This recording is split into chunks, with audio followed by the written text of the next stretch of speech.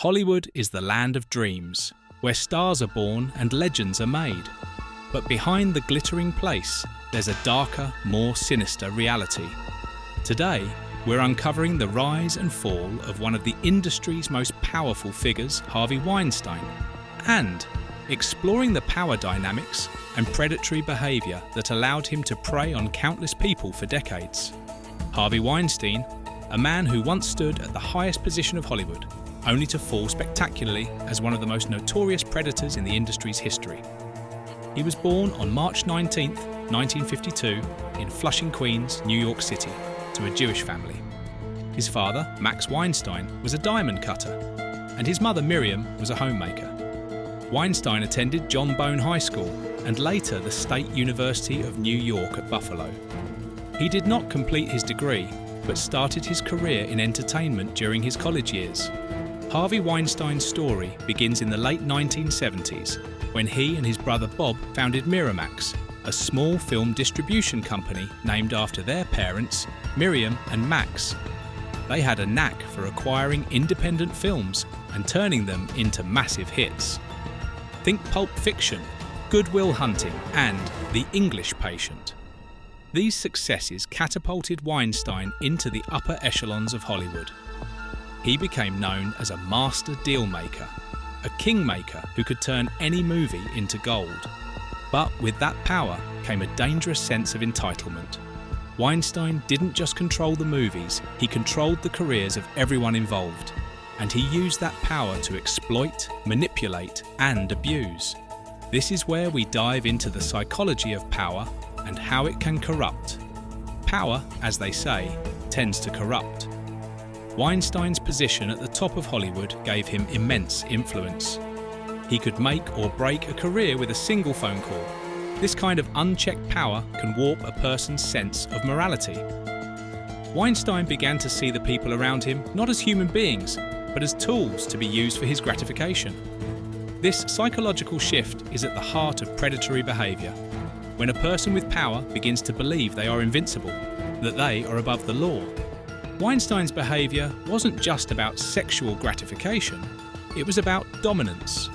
By preying on young actresses and industry hopefuls, he was reinforcing his position at the top, asserting his control over Hollywood itself. But how did he get away with it for so long? This brings us to the concept of the bystander effect. The bystander effect is a social psychological phenomenon where individuals are less likely to help a victim when other people are present. In Hollywood, Weinstein's behavior was an open secret. Many people knew agents, producers, other actors, but most remained silent. Why? Because they were afraid of losing their jobs, their careers, their livelihoods. Weinstein wielded his power like a weapon, and the culture of silence in Hollywood enabled his reign of terror.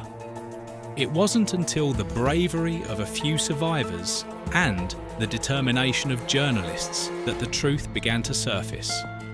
The New York Times and The New Yorker published explosive exposés in 2017, detailing decades of abuse, and the #MeToo movement amplified these voices. Finally, Weinstein's empire crumbled. On October 10, 2017, The New Yorker published a more damning report, written by journalist Ronan Farrow. This piece included even more harrowing accounts, including allegations of rape and assault. Farrow's report featured detailed testimonies from actresses like Mira Sorvino, Asia Argento, and Lucia Evans.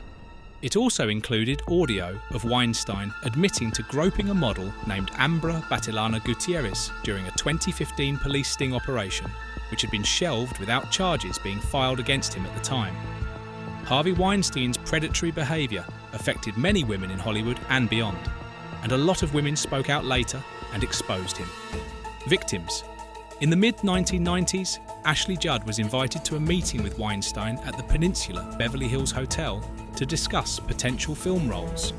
When she arrived, she was directed to his hotel room, where he appeared in a bathrobe and asked her to give him a massage or watch him shower. Judd refused his advances and left. She later learned that rejecting Weinstein may have harmed her career, as she was allegedly blacklisted by him. Rose McGowan alleged that Weinstein raped her in 1997 during the Sundance Film Festival when she was 23 years old. Following the assault, McGowan received a $100,000 settlement, which she described as an attempt to buy her silence.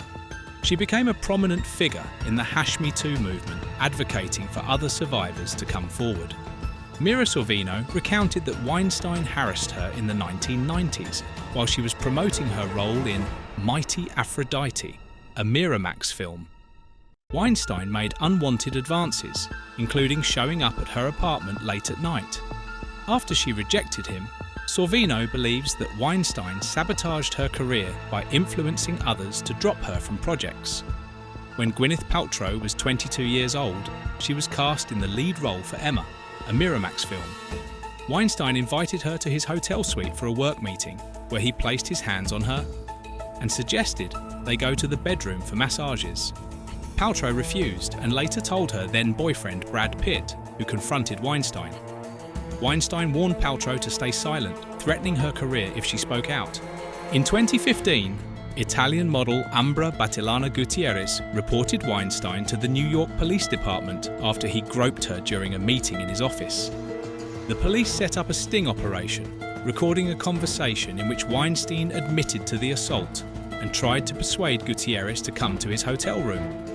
Despite the evidence, the case was not pursued by the district attorney's office, and Weinstein's team attempted to discredit Gutierrez. Annabella Sciorra, known for her role in The Sopranos, accused Weinstein of raping her in the early 1990s. Sciorra said Weinstein forced his way into her apartment and assaulted her. After the attack, she suffered from depression and PTSD. Sciorra's testimony during Weinstein's trial was critical in highlighting the long-term impact of his actions. Known as Ashley M. In court documents, she testified that Weinstein assaulted her in 2003 at his New York apartment. Ashley M. was an assistant at his company at the time. Weinstein trapped her in his apartment and forcibly performed oral sex on her, leaving her traumatized. Jessica Mann, an aspiring actress, testified that Weinstein raped her in a New York hotel room in 2013. She described their relationship as one where Weinstein mixed professional opportunities with repeated sexual abuse, using his power to manipulate and control her. Mann's testimony was key in securing Weinstein's conviction. The allegations revealed a consistent pattern in Weinstein's behavior. He would invite young actresses, models, and employees to meetings, often under the pretense of discussing professional opportunities. These meetings frequently took place in hotel rooms or other private settings. Once alone, Weinstein would make advances ranging from inappropriate comments to demands for massages, forced kissing, and, in some cases, outright assault. Many of the women felt pressured to comply due to Weinstein's significant influence over their careers. He was known to threaten to blacklist those who rejected his advances, effectively ending their prospects in Hollywood. Weinstein's criminal trial began on January 6, 2020, in New York City. The trial focused on the charges related to two women, Miriam Haley, also known as Mimi Haley, who accused Weinstein of forcibly performing oral sex on her in 2006, and Jessica Mann, who accused Weinstein of raping her in 2013. During the trial, several women, including high-profile actresses like Annabella Sciorra, testified against Weinstein. Sciorra's testimony, although outside the statute of limitations, was crucial in establishing Weinstein's pattern of predatory behavior, which supported the charge of predatory sexual assault. The testimonies were graphic and emotional, with each woman recounting the trauma and fear they experienced. Weinstein's defense team argued that the encounters were consensual and that the women had engaged in ongoing relationships with him. They presented emails and other evidence suggesting that some of the accusers maintained contact with Weinstein after the alleged assaults, which the defense used to challenge their credibility. On February 24, 2020, the jury delivered a mixed verdict. Weinstein was found guilty of 2 of the 5 charges. Criminal sexual act in the 1st degree for the assault on Miriam Haley in 2006, rape in the 3rd degree for the rape of Jessica Mann in 2013, acquittal on other charges. Weinstein was acquitted of the more serious charges of predatory sexual assault, which could have led to a life sentence, as well as 1st-degree rape. On March 11, 2020, Weinstein was sentenced to 23 years in prison. The sentence was seen as a significant victory for the #MeToo movement and a powerful message about the consequences of sexual misconduct. Weinstein's conviction was hailed as a landmark moment in the fight against sexual harassment and abuse in the entertainment industry and beyond. Weinstein's downfall marked a significant moment in Hollywood and beyond, sparking widespread discussions about power, abuse, and accountability in the entertainment industry and other sectors. As of 2024, Weinstein is serving his sentence, but he continues to face additional charges and legal battles related to his alleged misconduct. So what can we learn from this? The downfall of Harvey Weinstein isn't just a story about one man's crimes. It's a story about the dangers of unchecked power, the importance of speaking out, and the need for systemic change. Hollywood is still grappling with these issues, but the voices that were once silenced are now being heard loud and clear. Thank you for watching.